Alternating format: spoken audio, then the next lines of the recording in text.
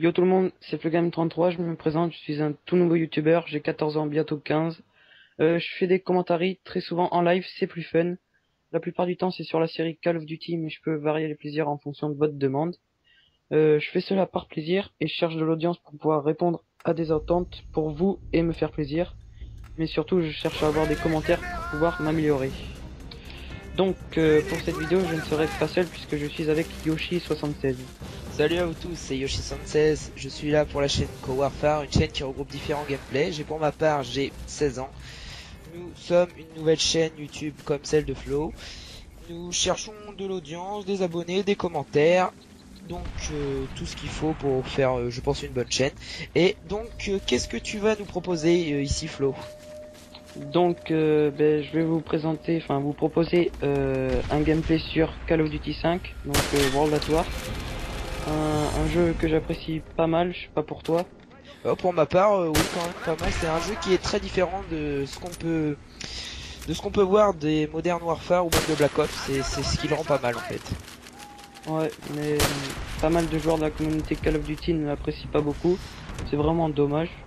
Donc pour ce gameplay, je serai avec Larizaka sur la map Silo. Et je vais faire une assez bonne partie, je trouve, parce que je galère quand même un peu au sniper. Mais je vais réussir Bon, vous allez voir dans la vidéo, je vais rien vous dire pour le moment. Maintenant, parlons de la faible popularité de World at War face aux deux Modern Warfare. Qu'en penses-tu, toi, Yoshi76? Alors, moi pour ma part, je pense que ce que tu dis est vrai. Déjà, il y a les World at War a été beaucoup moins populaire que les deux Modern Warfare. Alors pourquoi? Moi, je pense qu'il y a quand même pas mal de raisons. Je pense que le thème de la Seconde Guerre mondiale a déjà été assez abordé dans les Call of Duty. Quand même, les trois premiers regroupent uniquement cette période, donc les joueurs pouvaient être lassés, ceux qui ont joué beaucoup à notamment au premier Call of Duty, au 2 ou même au 3, ils connaissent déjà une partie des armes, donc tout ce qui est MP40 ou PPSH était pas mal utilisé. Ouais, même le fusil, j'ai vu qu'il y en avait pas mal qui étaient dans Call of Duty 5, donc...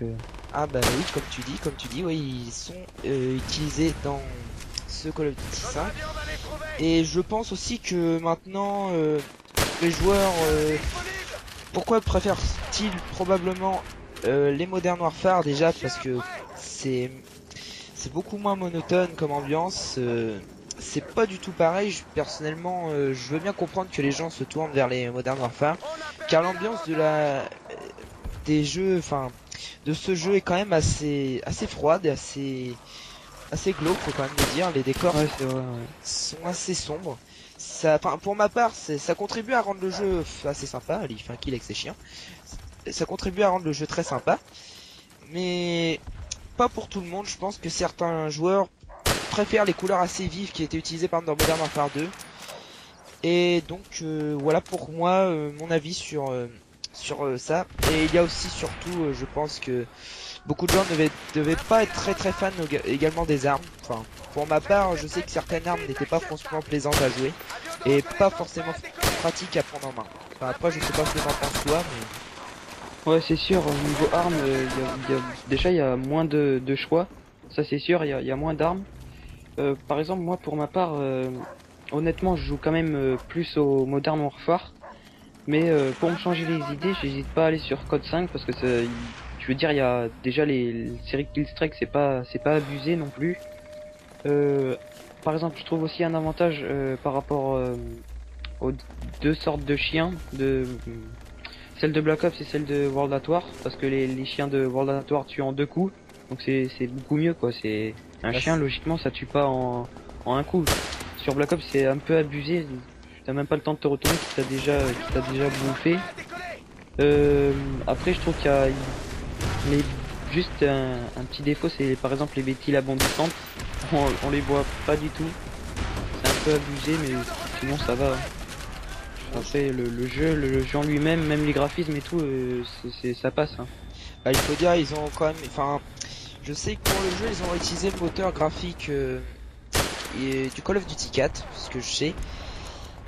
C'est oui, enfin, il est quand même assez beau. C'est vrai que quand même, même si moi je trouve que c'est quand même assez noir, je trouve que le jeu est quand même bien fini.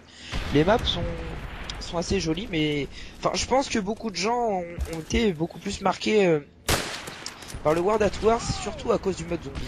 Enfin, je sais pas ce que tu en penses toi, mais moi je pense que beaucoup plus de gens ont eu le World at War pour faire des parties de zombies que pour le multijoueur. Ah, ça c'est clair et net, c'était une nouveauté par rapport au 4. Donc ouais, moi aussi, moi ça m'a vraiment marqué le zombie. C'est vraiment énorme. Par exemple, euh, jouer avec des potes et tout en zombie, on passait vraiment des bons moments au lieu de se prendre la tête en multijoueur.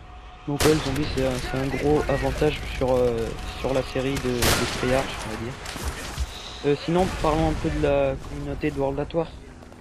Ah bah je pense qu'on a... Enfin après ça reste que mon opinion personnelle, vous pourrez mettre en commentaire dans la vidéo, mais je pense que la communauté est quand même, au vu des beaucoup moins de fans qu'il y a eu, je pense que la communauté doit être un peu plus sérieuse. Ouais, elle est un peu plus sérieuse, oui, j'ai remarqué moi. Beaucoup moins du... Déjà je trouve que dans cette arme, il y a... dans cette arme, qu'est-ce que je vous raconte, dans ce jeu il y a beaucoup moins d'armes assez faciles à jouer, à part malheureusement je pense la MP40 qui est assez citée à cause de ça, mais je pense qu'il y a beaucoup moins d'armes faciles à utiliser. Je pense qu'ils ont... En fait nous avons vraiment affaire des armes à des armes de la Seconde Guerre mondiale, donc ça bouge beaucoup, mais il y a aussi pas énormément, enfin... Moi pour ma part c'est ce que je trouve sympa, c'est que je pense pas, à moins que tu me contredises, qu'il y ait beaucoup de snipers semi-auto. Il y en a que un seul et il est débloqué je ne sais plus quel level mais à assez haut level donc les débutants ne peuvent pas le prendre par exemple, enfin, les bas level. Donc ouais il y en a que un déjà donc c'est pas abusé et sérieusement il est normal quoi. Oui, c'est ce que j'en ai. Par contre, j'ai l'impression que les quickscope ont l'air assez faciles. Enfin, je sais pas si c'est une impression, mais au vu de ton gameplay, j'ai l'impression que c'est assez facile de scoper assez rapidement pour tuer un ennemi. Ouais ça va c'est pas mal, c'est un peu à la code 4, c'est le mouvement est assez lent on va dire par exemple par rapport à MW2 avec Passe Pro. Ouais. Mais il suffit de faire la technique de balayage en gros et ça passe nickel. Bon après il faut s'entraîner un petit peu quand même, c'est pas hyper simple non plus mais bon. C'est sûr mais c'est assez agréable. Même ceux qui adorent le sniper ils trouveront leur compte dans ce World at War. Oui, c'est ce qui me semble. Par contre, j'aimerais te parler d'un petit truc avec toi. C'est pour savoir qu'est-ce que... Vraiment, parce que je constate en ayant regardé pas mal de gameplay et en ayant joué. Est-ce que pour toi les véhicules étaient réellement importants dans ce jeu-là ou c'était plus à but figuratif, voire un peu doux? Ben les tanks quoi, ils les ont mis peut-être pour avoir encore plus l'ambiance de la Seconde Guerre mondiale. Après ça sert pas vraiment, des fois les tanks vous pouvez passer à côté, tellement que c'est lent, il vous touchera même pas. Enfin il y en a qui s'amusent avec même. Ceux qui sont débutants aiment beaucoup aller dedans parce que au moins ils sont pas tués facilement on va dire comme c'est un blindé. Mais honnêtement on s'en serait passé hein. Mais bon ils ont bien fait parce qu'il y a pas mal de maps là où ils y sont pas donc c'est pour ça fait plaisir à tout le monde comme ça. Enfin moi pour moi les véhicules ça remonte, je me souviens au multi il me semble de... quand j'y ai beaucoup joué à celui de Code 3 qui avait pas mal de véhicules. Mais je sais pas, moi, enfin, je vais te donner également mon avis, je sais pas vraiment si c'est très utile. Surtout qu'ils ont pas vraiment l'air, enfin, dans le top partie que j'ai regardé là, il a pas l'air de faire beaucoup de kills. Non, bah c'est pas très dur à les contourner et par exemple à les détruire, hein, faut juste avoir un peu de mijote et ça passe tranquille. Hein. Oui, Bon après s'ils campent à un endroit et qu'ils attendent que tu sors de ta cachette, oui là c'est un peu abusé mais bon. Sinon ça va, c'est bien. par contre, je ne veux pas presser la fin, mais on sait déjà la fin de la partie. Donc, Oui. je pense qu'on peut souhaiter à tout le monde d'avoir aimé la vidéo. Et Oui. de mettre en favori, j'aime et pouce vert. Salut à vous tous. Ouais, bye tout le monde.